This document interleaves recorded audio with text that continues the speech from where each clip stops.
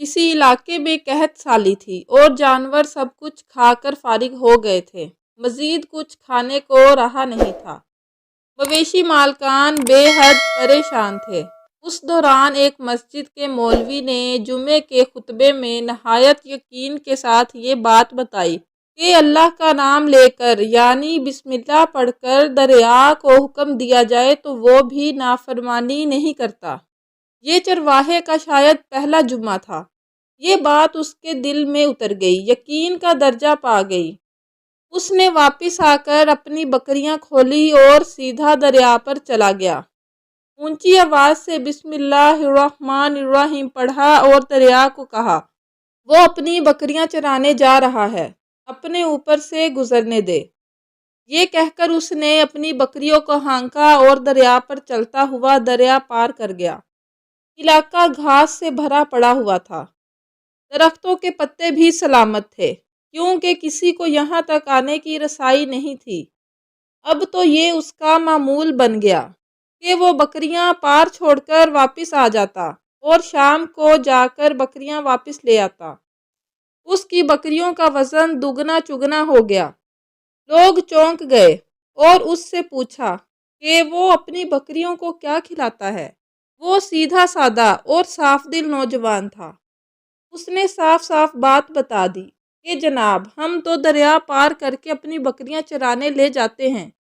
بات سب نے سنی مگر کسی نے یقین نہیں کیا، کیونکہ یہ ناقابل یقین بات تھی۔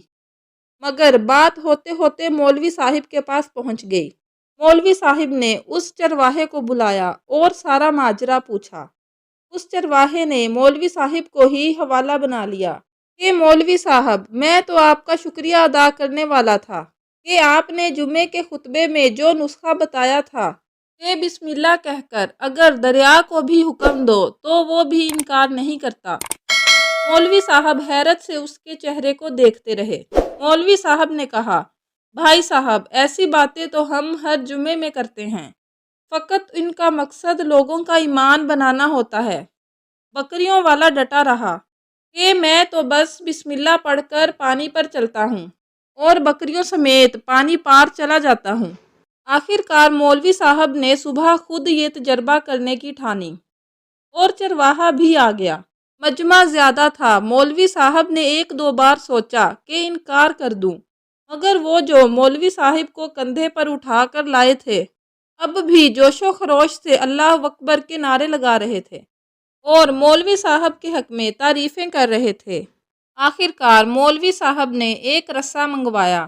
پہلے اسے ایک درخت کے ساتھ باندھا، پھر اپنی کمر کے ساتھ باندھا، پھر ڈرتے ڈرتے ڈھیلا ڈھالا سا بسم اللہ پڑھا اور دریا پر چلنا شروع ہو گئے۔ مگر پہلا پاؤں ہی رکھا تھا کہ دھڑام سے پانی میں گر گئے۔ مولوی صاحب ڈبکیاں کھانے لگے اور پانی کے بہاؤ میں بہنا شروع ہو گئے۔ لوگوں نے رسا کھینچ کر انہیں باہر نکالا۔ مولوی صاحب کی اس حرکت نے چرواہے کو پریشان کر دیا کہ مولوی صاحب کی بسم اللہ کو یہ کیا ہو گیا، کیونکہ اس کا یہ روز کا معمول تھا۔ اس کے اپنے یقین میں کوئی فرق نہ آیا۔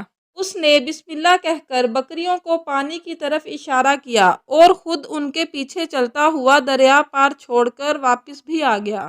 لوگ اسے ولی اللہ سمجھ رہے تھے اور اس کے حق میں نعرے لگا رہے تھے، مگر وہ سب سے بے نیاز سیدھا سادہ انسان تھا۔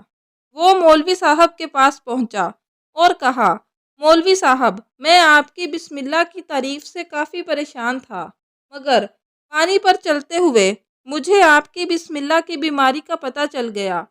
اس چرواہے نے درخت سے بندھی رسی کی طرف اشارہ کیا اور کہا، مولوی صاحب، یہ ہے آپ کی بسم اللہ کی بیماری۔ آپ کی بسم اللہ کی برکت کو یہ رسا کھا گیا۔ آپ کو اللہ اور بسم اللہ سے زیادہ اس رسے پر بھروسہ تھا، لہٰذا اللہ نے بھی آپ کو رسی کے حوالے کر دیا۔ مولوی صاحب، آپ بھی کمال کرتے ہو۔